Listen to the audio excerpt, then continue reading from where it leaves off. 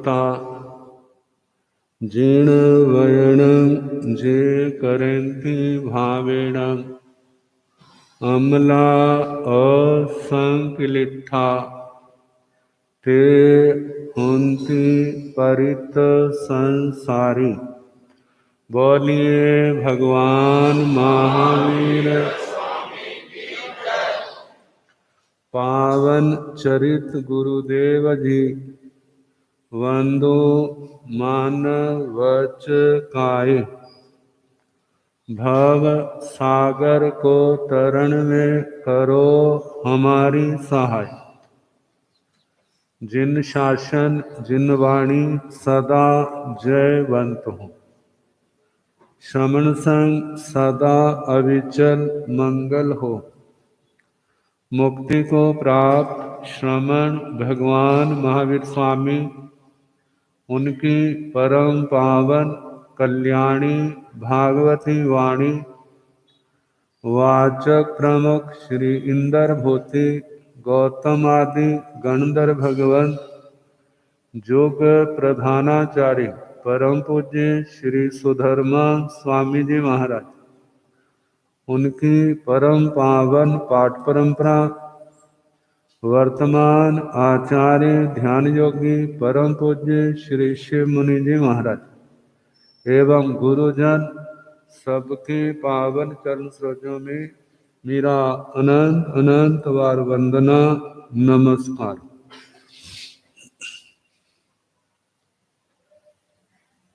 उपस्थित धर्म प्रेमी सज्जनों, माताओं तथा वे 9 तत्वों में पाप तत्व का वर्णन चल रहा। 18 पाप इस जीव का ज्यादा जीवन किसमें बीता है? इस जीव का, आत्मा का ज्यादा जीवन कहाँ बीतता है? कहने में झिझक आती है। यदि ज्यादा समय धर्म में जाता ना तो कभी के तरगे होते हैं, लेकिन कहाँ रहता है?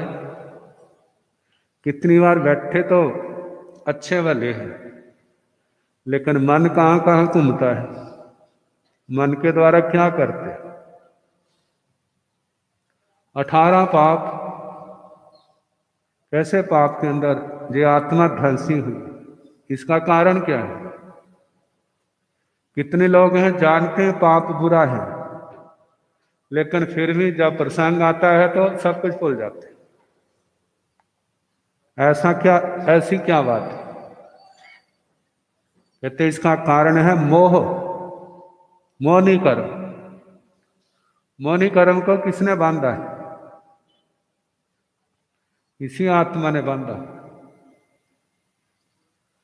गीता के अंदर अर्जुन श्री कृष्ण जी महाराज से पूछ रहे हैं, आथ केन पर युक्तोयम पापम चरति पुरुष अनिच्छन अपि वार्ष्णेय बलादिव नियोजित। कहते किसके द्वारा प्रेरित हुआ ये आत्मा पाप का आचरण करता है? कितनी बार व्यक्ति चाहता है पाप करना, लेकिन कितनी बार चाहता नहीं है, फिर भी उसको करना पड़ता है, फंसा हुआ है। जैसे पुराने जमाने में ना स्कूलों में ऐसा होता था, 10 बच्चों को कोई क्वेश्चन नहीं ना आया, सबको लाइन में खड़ा कर देते, कहते 10-10 थप्पड़ मारो। अब बेचारे के सर्दियों के समय मुंह का क्या हाल होता होगा। अब जिसने धीरे से मारा मेरा दोस्त है, अब अध्यापक उसी को कहते इसके मुंह पर मार जोर से, ये तू धीरे से मारेगा तेरे को 10 और पड़ेंगे। अब बेचारे क्या करें भला, बिना मन के मारना पड़ता। ऐसे ही कहते वो क्या चीज है, व्यक्ति चाहता नहीं लेकिन फिर भी पाप करता है? तो उत्तर दिया, काम एष क्रोध एष रजोगुण समुद्र भवे, महाशना महापापमा विध्येनम ही वैरिणम। कहते जो आत्मा के अंदर बैठा हुआ कौन? काम और क्रोध, जो रजोगुण से पैदा हुए हैं। रजोगुण जो कुछ किया उसके बदले संसार की कामना की, मेरे को संसार के सुख मिले। तपस्या की तो उसके बदले भी क्या किया? संसार के सुख मांगे। किसी की सेवा की तो उसके बदले भी क्या चाहना? मेरे को कुछ मिले। कहा जिस समय कोई भी धर्म कार्य करते समय हमारी ये भावना होती है, मेरे को कुछ नहीं चाहिए, मेरे पाप कर्म कटे, मेरे अंदर जो खोटे संस्कार बैठे हैं वो नष्ट हो जाए, जल के राख बन जाए, मेरे को इसके बदले कुछ नहीं चाहिए। चाहे वो पुण्य कर्म है, चाहे वो धर्म है, चाहे वो तप है, चाहे वो जप है, चाहे वो सेवा है, उसके बदले क्या हो? कोई चाहना नहीं। जिनकी आत्मा बहुत ऊंची उठ गई है वो कहते हैं हम ये भी नहीं कहते मेरे पाप कटे, कहते जैसे रोटी खाने से भूख कपड़ियां मिटती है, ऐसे तपस्या करने से जब बिना किसी स्पृहा चाहना से करेंगे तो हमारी आत्मा ही शुद्ध होगी, इसलिए हमें कोई कामना करने की जरूरत नहीं। लेकिन जिनको ज्ञान नहीं होता भी इतना, वो कहते बस हमारी आत्मा निर्मल और कुछ नहीं चाहिए। जिनको ज्ञान नहीं होता फिर वो सोचते हैं दुनिया में हमारी हुकूमत हो, हमारा राज हो, हम सब के ऊपर विजय पाए। कहते जो तामसिक वृत्ति, जितने मेरे शत्रु हैं सबको खत्म कर दूं, सब और मेरी हुकूमत हो। कहते सारी भावनाएं जो क्लेश की हैं, अशांति की हैं, कर्म बंद की हैं, तो जो भी करना किसके लिए करना? आत्म शुद्धि के लिए। तो बताया जो विकार क्यों पैदा होते हैं? जो अंदर रजोगुण जमा किया हुआ, जो संस्कार बांधे हैं, उन संस्कारों के कारण से अब गलती तो कर बैठा और उसका भुगतान तो करना पड़ेगा, और फंसा हुआ। यदि आत्मा को ज्ञान हो जाए तो पश्चाताप करेगा, अरे मैं कहां फंस गया। अब वो रोएगा, लेकिन जिसको ज्ञान नहीं वो बड़ा प्रसन्न होगा, आगे के लिए और नया पाप बांधेगा। आज ये काम क्रोध, ये दोनों चीजें हैं जो आत्मा को कहां धक्का देती है? पाप की ओर। कहा चाहते नहीं फिर भी करना पड़ता है। अब सोचो वाला, जब तो शादी नहीं ना हुई थी तो केवल अपनी चिंता थी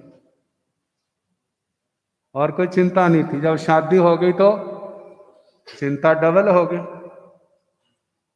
घर वाली भी आ गई। अब दिमाग का बोझ भी बढ़ गया।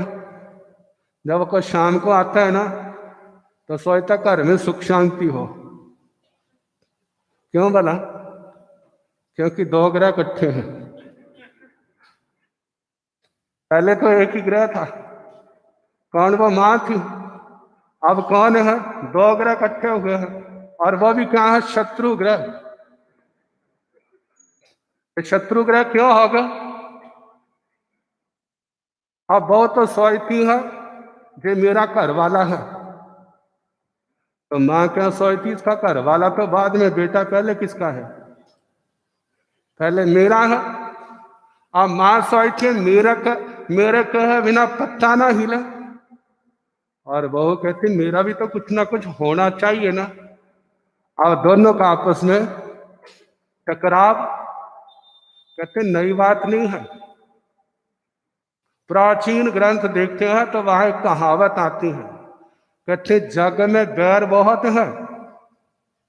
जैसे नेवले और सांप का, चूहे और बिल्ली का, बाघ और हिरण का, शेर और सुअर का, ये बहुत है। लेकिन एक बैर और भी है। कहते वो कौन सा है? कहते सासू और बहू का। कौन सा बैर है? कहते वो अपने आप को खुशकिस्मत समझे माताओं, जहां पर सास बहू का आपस में प्यार है।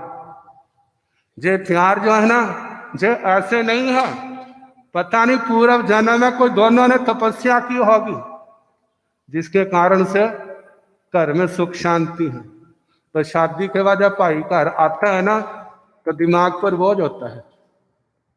कौन सा भला? घर में सुख शांति हो।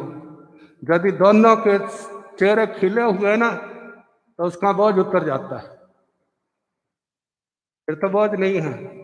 और दोनों के चेहरे मुरझाए हो तो ये अपशकुन है ना। फिर क्या शकुन होता है? उस दोनों के चेहरे मुरझाए तो आज खैर नहीं है। जब माँ के लिए मिलेगी, बेटे की खबर लेगी। जब बहू को घर वाला अकेला मिलेगा तो उसकी खबर लेगी। अब भाई क्या करे वाला? माँ की सुने या घर वाली की सुने? जैसे चक्की के अंदर दाना पिसता है ना, ऐसे उस भाई के दशा हो जाती है। अब वो सोचता कितना अच्छा होता है भगवान, मैं इनकी बातों में ना आता, शादी ना कराता। अब क्या करे, छोड़ के भी नहीं जा सकता। अब उसके बाद कुछ समय हुआ है, तो आज के जमाने के अनुसार तो हम दो आगे दो, जो पुराना जमाना होता तो हम दो हमारे 10। बोलो भला। अब जमाना 4-5 भाई हैं, 4 भाई हैं, 4 बहू हैं आगे, और चारों के 10 जोड़ों के 10-10 हो गए। क्या होगा भला उस घर का? लोग तो बड़े खुश होते थे, कहते क्रिकेट की टीम अलग नहीं बनानी पड़ेगी, हमारे घर की बन जाएगी। अब व्यक्ति ने केवल अपना पेट भरना होता, मजदूरी बहुत है। लेकिन अब जब 10 का प्रश्न आ गया, 40 का प्रश्न आ गया, अब उनको कितना कुछ करना पड़ेगा। अब जिस समय रिश्तेदारी करनी निभानी है, तो वहां पर भी तो खाली हाथ नहीं जाया जाता। पटियाला में एक बहुत बड़े सेठ थे, पोषद समाई करके बैठे थे। समाई हुई तो गुरुजी कहने लगे, आप तो बड़े खुश होंगे, क्योंकि आपकी पहुंच तो राज परिवार में है। कहाँ? जब राजा को भी कर्ज की जरूरत पड़ती है तो आपको बुलाते हैं, हमें कर्जा चाहिए। कहते महाराज जब तक ना पूछो तब तक ठीक है, जब तक ना पूछो तब तक ठीक है, हमें पता है हम कितने सुखी हैं। कहते कहीं भी जाना पड़ता है ना, तो सबका ये आता है कि बड़ा सेठ हमारा रिश्तेदार आया है, तो इसके लिए कुछ ना कुछ अपने स्तर के हिसाब से ही ले जाना पड़ता है। और यदि हम ना लेके जाएं तो उसके बाद क्या सोचेंगे, बड़े कंजूस है। कौन सा फतवा बताया था ना आपको? यूनिवर्सिटी तो डिग्री देने में कितने साल लगाती हैं, और आपकी यूनिवर्सिटी कैसी है भला? मिनट के अंदर एकदम डिग्री दे देंगे, ये फलाना ऐसा है, फलाना ऐसा है। और आज तक देखना कितने लोगों को डिग्रियां दी हुई। अब इनके कारण से इस समय फंस करके जीव कितनी बार नहीं चाहता झूठ बोलना, लेकिन फिर भी झूठ बोलता है। नहीं चाहता चोरी करूं, फिर भी चोरी करनी पड़ती है। नहीं चाहता है वो गलत काम करूं, लेकिन फिर भी करना पड़ता है। तो कहा इसके पीछे कारण कौन है? ढेर सारे अनेक हो सकते हैं, लेकिन मूल धुरे 2 आगे, पहला काम और दूसरा क्रोध। इसके ऊपर कंट्रोल होता तो ऐसी मुसीबत ना आती, लेकिन पैदा किसने की है? इसलिए गुरुजन कहते हैं शास्त्र की वाणी सुनो, केवल सुनना ही नहीं, उसको दिल में भी रखना और दिमाग में भी रखना। दिल और दिमाग में रख करके उसका क्या करो, मंथन करो। क्योंकि दही के अंदर मदानी केवल डालने मात्र से मक्खन नहीं निकलेगा। कब निकलेगा? जब उसको कुमाएंगे, जब उसका मंथन करेंगे। इसी प्रकार जो सुना है, जब उसको सुने के ऊपर विचार करेंगे तब उसका निष्कर्ष निकलेगा, तब बात कोई सामने आएगी। तो कहा ऐसे सत्संग सुनो, सुनने के बाद विचार करो और उसके बाद कोशिश करो जहां तक संभव है मैं इसको अपनाऊं। नहीं अपना सकता तो कम से कम अपनाने वालों की अनुमोदना करूं, अपनाने वालों की प्रशंसा करूं, उनका गुणगान करूं। चलो वैसे नहीं, कम से कम मन से ही मत्था टेक दो उसको नमस्कार कर दो उसके गुण को। कहा इससे क्या होगा, तुम्हारे भी पाप कर्म कटेंगे, तुम्हारा भी रास्ता साफ होगा। जो कर्म जो संस्कार खोटे पूर्व के खोटे संस्कार बांधे हैं उनकी क्या होगी, धुलाई होगी। जब उसकी धुलाई होगी तो कमजोर होंगे, जब कमजोर होंगे मानो सामने आएंगे भी तो आत्मबल ज्यादा होने के कारण से वो चुपचाप क्या हो जाएंगे, बैठ जाएंगे। जैसे आप देखते हैं ना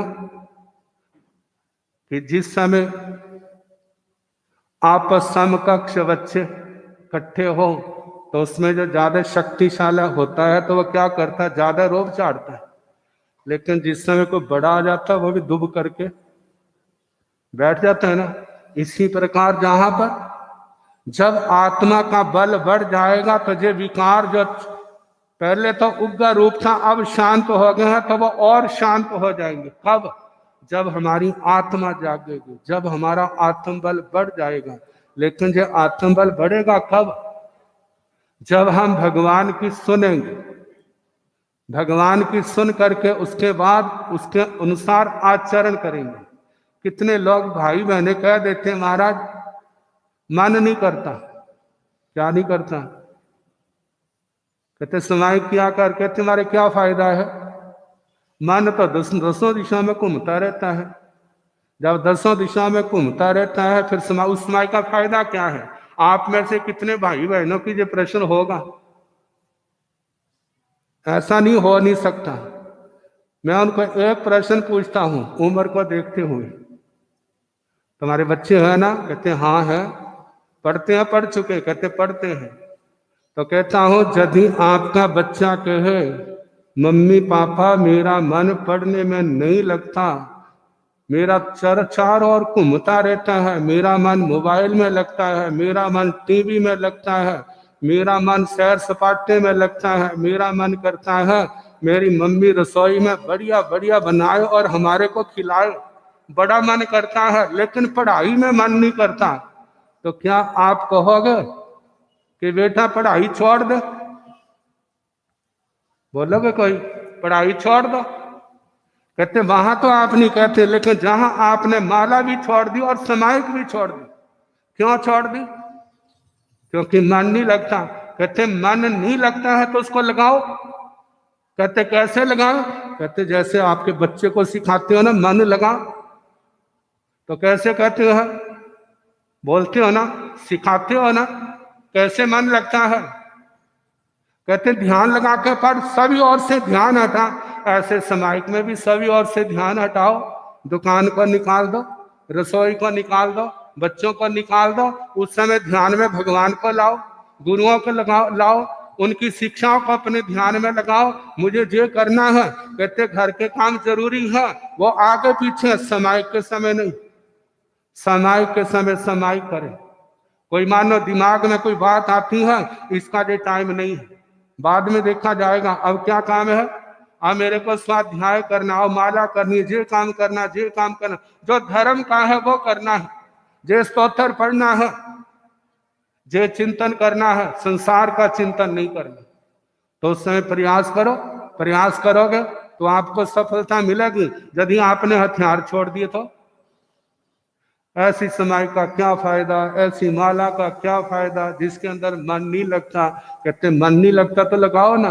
कहते कैसे लगाओ? जैसे आप अपने बच्चे को कहते हो, बच्चा मन लगा, अपने आप रास्ता ढूंढ।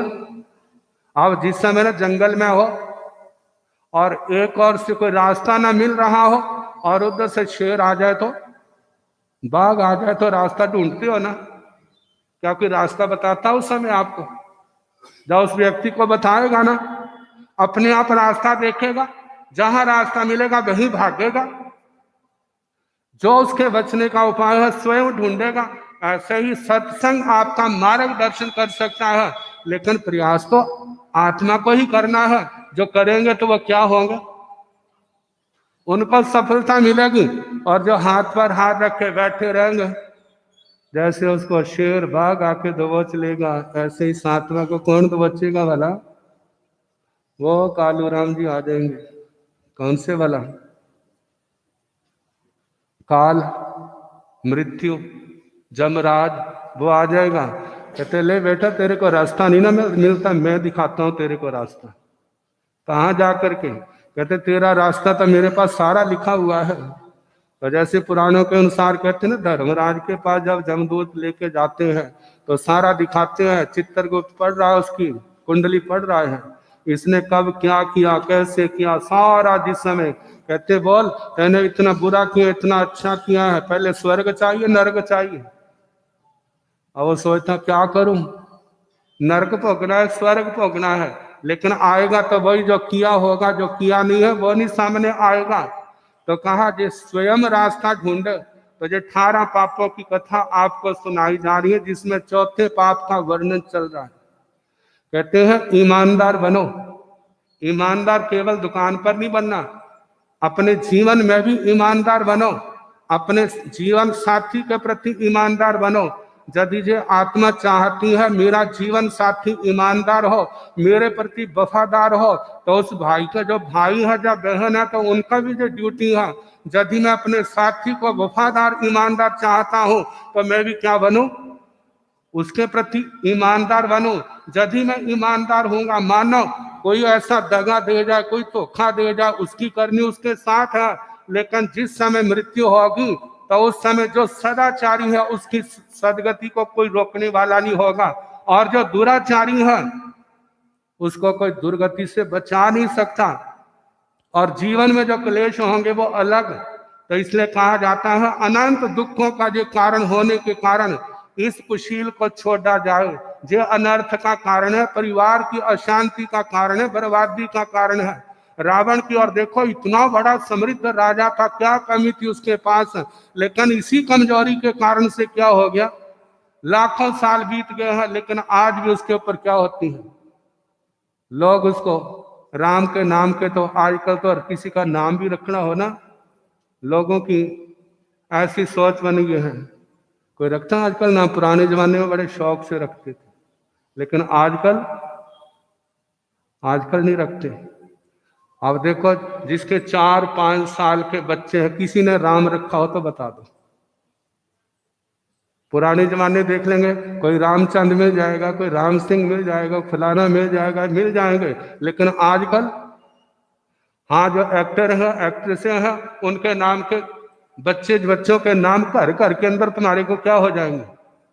कहते पहले जो हमारे आदर्श होते थे वो मर्यादा पुरुषोत्तम होते थे, जिन्होंने अपनी मर्यादाओं के लिए अपना जीवन दान दिया होता था। लेकिन आजकल उनको जो पैसे के लिए बिकते हैं, उनके नाम उनको आदर्श बना रहे हैं, तो फिर बच्चे भी कैसे बनेंगे? वैसे ही होंगे। किसी जाति का नाम लिया जाता है, केवल नाम मात्र से पता चल जाता है जो हिंदू है, जो ईसाई है, जो मुसलमान है, जो कौन है, केवल नाम मात्र से पता चल जाता है। ऐसा ही कहते घर के अंदर किसके घर में कैसी फोटो है, कैसे नाम रखे हैं, उन्हीं से पता चल जाता है कि जहाँ घर के लोग कैसे होंगे, कैसे विचारों के धनी होंगे। यदि हमने अच्छा बनना है, हम शांति चाहते हैं, समाधि चाहते हैं, तो हमें क्या करना होगा, इन 18 पापों को जान करके इनको छोड़ना होगा। जो छोड़ेंगे उनका तो कल्याण निश्चित है, नहीं छोड़ेंगे वो संसार की दलदल में फंसे हैं, फंसे रहेंगे। अब इसके आगे 5वां पाप आएगा, परिग्रह। जानते परिग्रह? साधु के लिए परिग्रह दोष है, गृहस्थी के लिए यदि परिग्रह ना हो तो कोई किसी का रिश्ता भी नहीं करेगा। जिससे रिश्ते वाले आते हैं ना, चाहे लड़की वाला हो चाहे लड़के वाले हो, दोनों क्या देखते हैं, इनकी कोठी कैसी है, इनकी दुकान कैसी है, सर्विस करते तो कैसे करते हैं। कहते कोठी तो बहुत बढ़िया है लेकिन बिजली की फिटिंग नहीं है,